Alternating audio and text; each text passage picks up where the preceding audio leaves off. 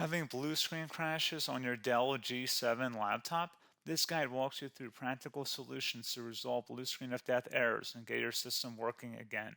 So while you're performing updates, you're getting an IRQR not less or equal message, K-mode exception not handled, kernel data in page error. A lot of errors pertain to this problem, and we're going to go ahead and jump into what should hopefully be a pretty straightforward process, guys.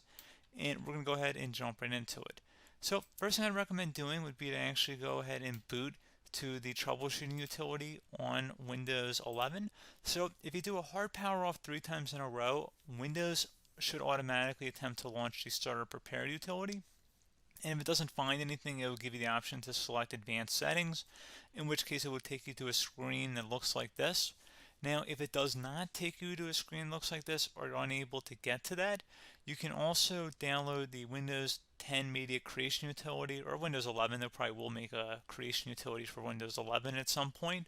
And it doesn't really matter. You can actually run the Windows 10 utility on Windows 11 as far as I'm aware.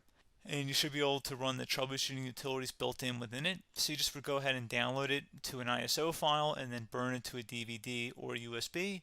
It'd have to be about 4 gigabytes or more. It couldn't be a small USB flash drive, and it couldn't be a CD. It'd have to be a DVD. And then you'd boot your computer from it. So depending on the computer manufacturer, you'd have to tap a different key on your keyboard in order to launch that menu, in order to select what boot drive you want to go off of. So it could be anything between the escape key, F2, F8, F12, for example. And those are the function keys on the top of your keyboard. So you may have to just do a little bit of trial and error. Shouldn't take you more than a couple minutes. Googling it would probably be best before you even begin. But anyway, we're ready to go ahead and jump right into it. So we're on the choose an option page. So these will look very similar whether you're booting from it directly within Windows itself, or if you're plugged in a USB flash drive with the media creation utility installed and you selected the recovery option. So when you are setting up your Windows 11 installation or Windows 10, depending on the drive you're using, there should be an option to repair your computer in the bottom left corner of the dialog window, one of the first screens that comes up. You go ahead and select that, and then it would take you to a troubleshooting screen like you see here. And you want to go ahead and select troubleshoot, reset your PC, or see advanced options. And then there are going to be a whole bunch of options in here that we're going to explore in today's video. The first one, we're going to actually go underneath advanced options, and then select startup prepare, fix problems that keep Windows from loading. So go ahead and select that first.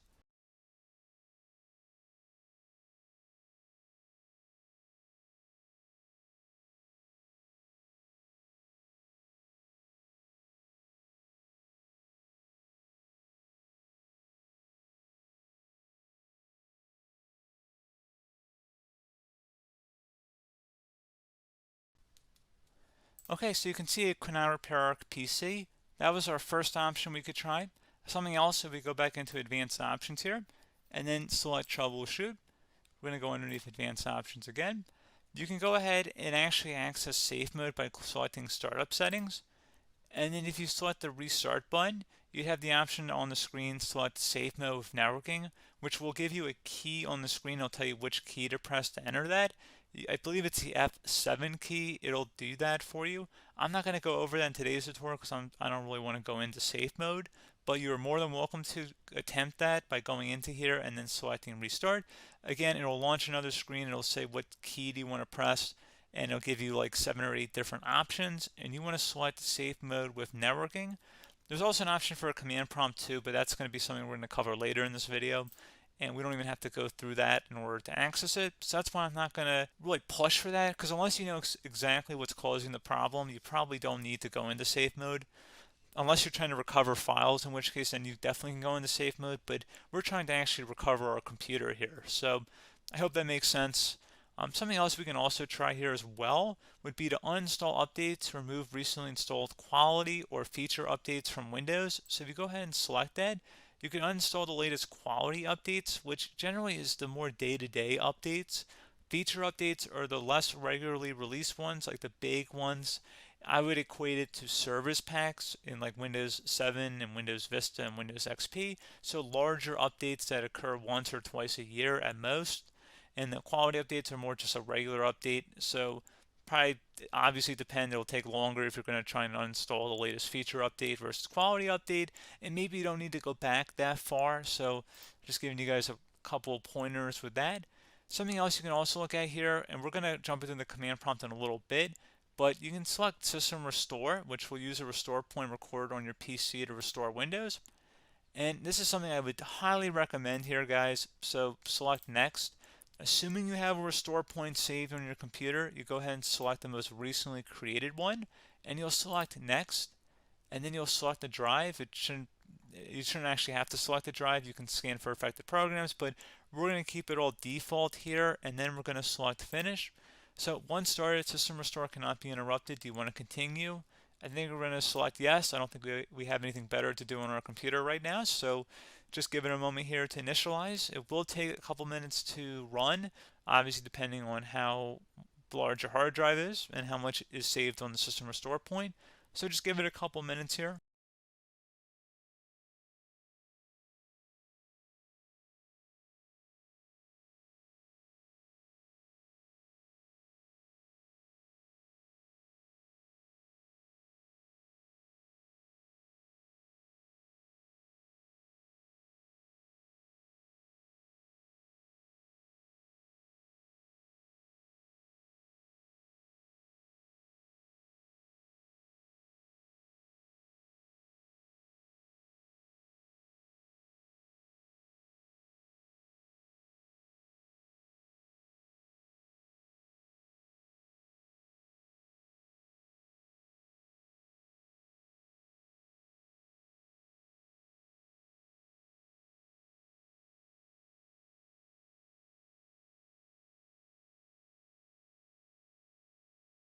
Okay, so you can see System Restore completed successfully. The system has been restored. Your documents have not been affected. Click the Restart button to restart your computer. Go ahead and select Restart.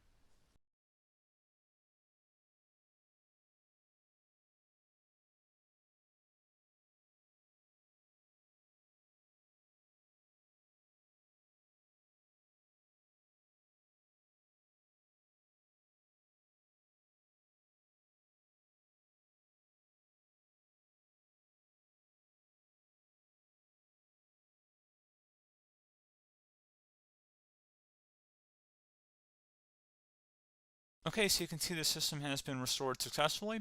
We're going to go over a couple different methods in addition to that if that did not work. So I'm just going to pause the video and we're going to start back on the recovery screen that we started with. Okay, so a couple other things we can try here too. If you go back into troubleshoot, you can select reset your PC, let you choose to keep or remove your personal files and then reinstalls Windows.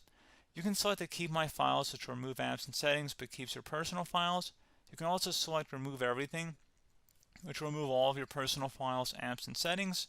So this is more of a factory reset, the second option here. First option, it should not delete all of your personal files. However, it will pretty much clear most of your programs, and keep in mind, there's no guarantee that your information, number one, is even still available and easily recoverable on your computer to the point that you actually would be able to recover anything.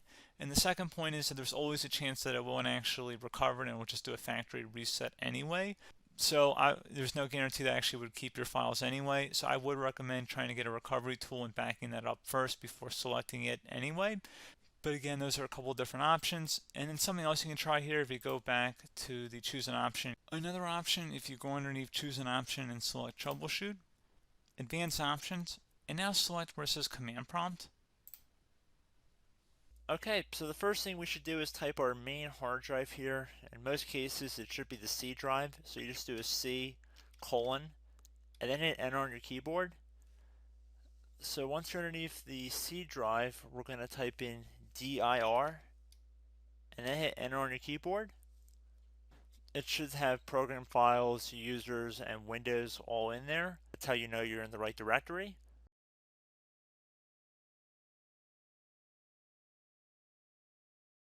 In some cases, it might be the D drive as well, so just keep that in mind.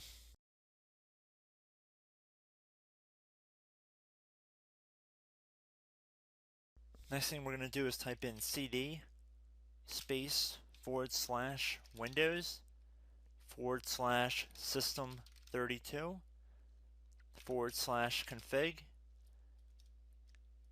and then you're going to hit enter on your keyboard.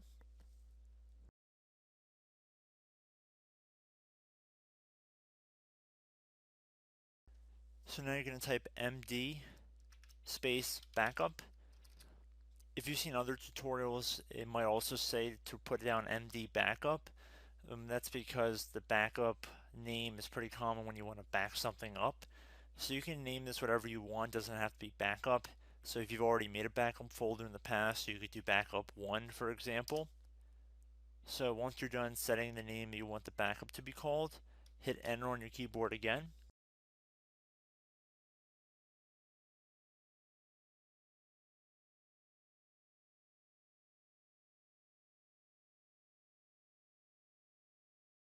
At this point you want to type copy, C-O-P-Y, space, then you want to do the star symbol above the 8 key, then do a period or a dot, whatever you want to call it, then another star sign, and then another space, and then type backup, and then hit enter on your keyboard.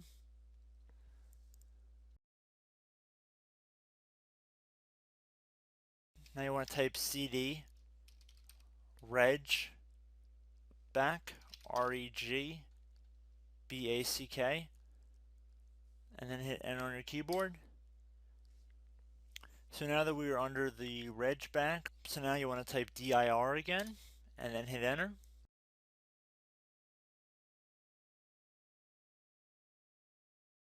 So now at this point we're going to type copy again. So copy, space, star sign, dot, another star sign, space, and then 2 dots. So we're going to type copy, space, star sign, dot, sign, star sign, dot, dot, and then hit enter on your keyboard again. So for overwrite, you want to overwrite all. So type A on your keyboard, so capital A, and then hit enter on your keyboard.